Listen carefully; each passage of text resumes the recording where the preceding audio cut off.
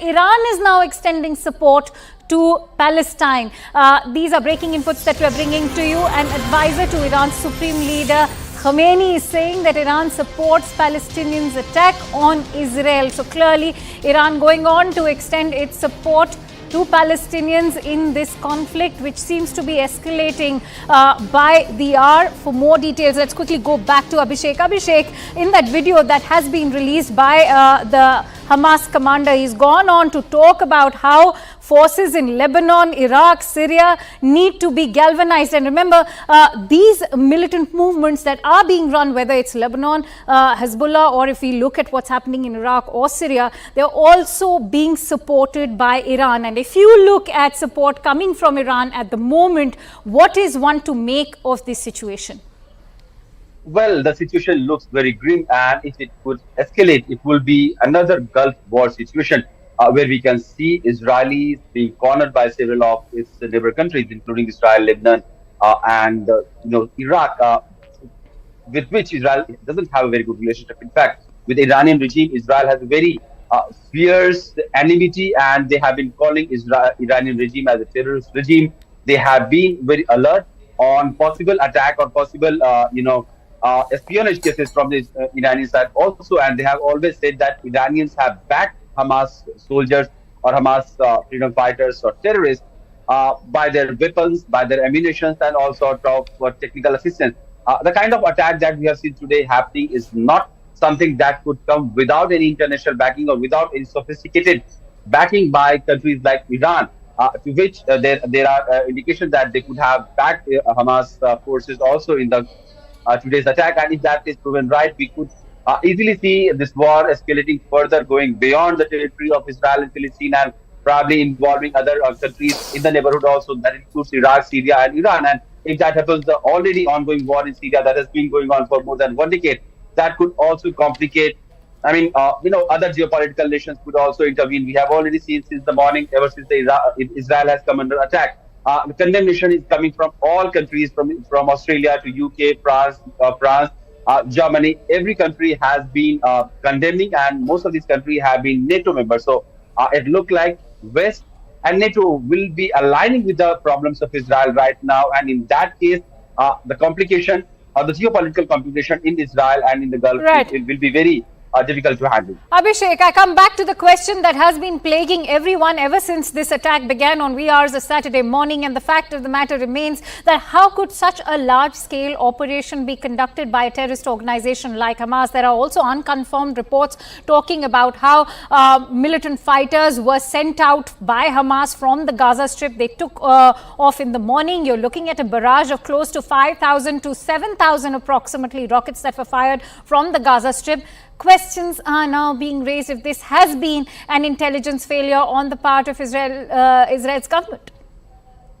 Well, Netanyahu, Prime Minister of Israel, who has been, touted as one of the most fiercest defender of Israeli people and, kind of rightist nationalist, he will have a lot to answer after this whole chaos settles down, because as of now, Israel has positioned itself on the world stage as one of the most intelligent agencies, most capable agencies, who can avert any warlike situation which is unfolding currently in Israel, which can also support other countries in defending their national interests. So with this, the latest escalation that has happened, it is not just the Hamas rockets, the barrage of rockets that has fallen on Israel. It is also hundreds of numbers of Palestinians or the Hamas militants coming across Gaza Strip. They are attacking people. We have also seen people from parachutes. They are dropping on Israeli territory with weapons and trying to create a sense of panic. So entire operation seems well calculated and meticulously planned, and failure from the Israelis to sense something of this big is coming to them is clearly something that the Israeli government will have to answer. And when we look at the Gaza Strip, from where all these fighters have taken off, important to throw light on the larger political climate that surrounds West Bank politics. Because remember, now what President Mahmoud Abbas of Palestine has to say, that Palestine has all the right to defend itself. If we delve deeper into the politics of West Bank, for the benefit of our viewers, take us through why it is such a controversial settlement and has been for decades now. In fact, as far as Gaza is concerned, that too has been living under blockade for 15 years. Well, we have seen Israelis in a way bit by bit taking over the space in Gaza Strip as well. They have been occupying West Bank for almost like more than a decade now, and the conflict has been largely from the Palestinian side terming Israelis as occupied forces or invaders, while Israelis are saying that they are trying to defend the people of Israel, and in a way they are trying to create those settlements. Many times we have in the past seen Israeli forces trying to evict Palestinians who have been living there, and kind of trying to settle Israeli people there. So the conflict, which has been going on for decades now, is taking shapes. Sometimes Israelis are being blamed for being occupied forces. Sometimes Palestinians, retaliating in terms of terrorist attacks on Israeli forces. So clearly, the sense of confusion in those regions has been massive, and that has resulted in a lot of civilian casualties also. And in a way, there is no political solution that one could see in the coming future, because the peace process, various type of peace process has happened. Intervention of US has also happened to negotiate a peace plan between Right. Israel and Palestine, but nothing has fructified in a way that could settle the conflict to broadly staying in a peaceful situation. And we have seen once in a while a few weeks of calmness, but there is always tension that is brimming.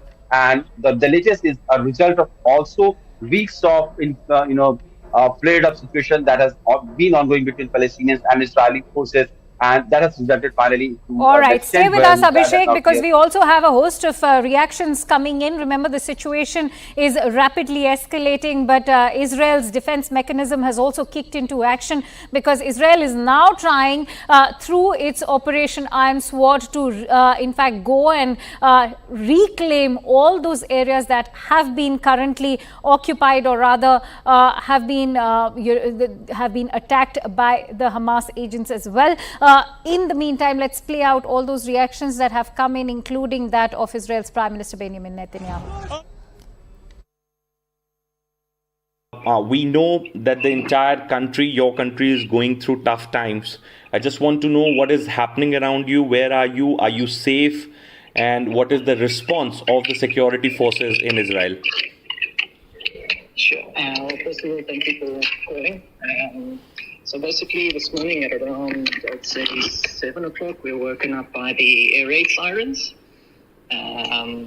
which usually we have about a minute and a half to get to the bomb shelter in Tel Aviv.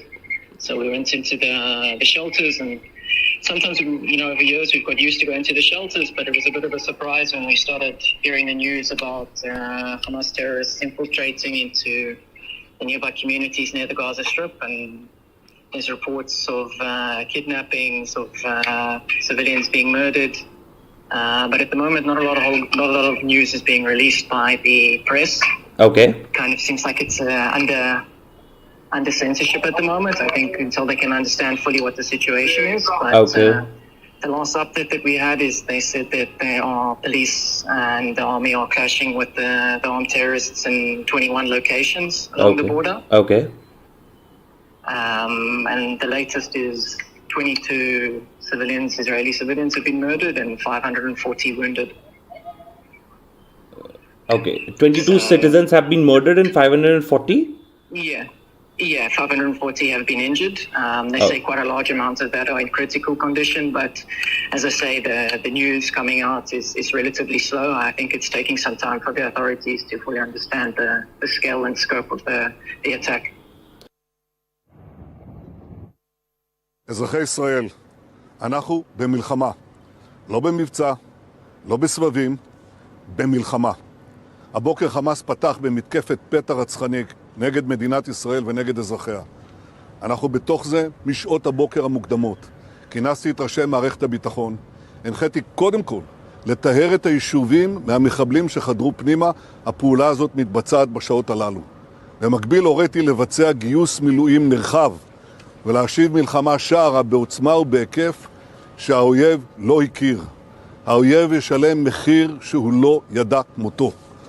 אני קורא בינתיים לכל אזרחי ישראל להישמע בקפדנות להנחיות הצבא, להנחיות פיקוד העורף.